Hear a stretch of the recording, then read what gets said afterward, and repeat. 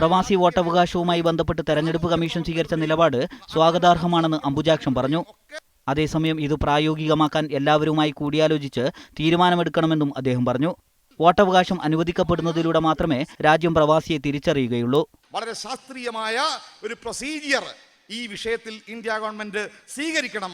പക്ഷേ ഈ തീരുമാനത്തെയും ആ നിലയ്ക്ക് വോട്ടവകാശം പ്രവാസികൾ കൊടുക്കാനുള്ള ഗവൺമെന്റ് തീരുമാനത്തെ നമ്മൾ സ്വാഗതം ചെയ്യുന്നു.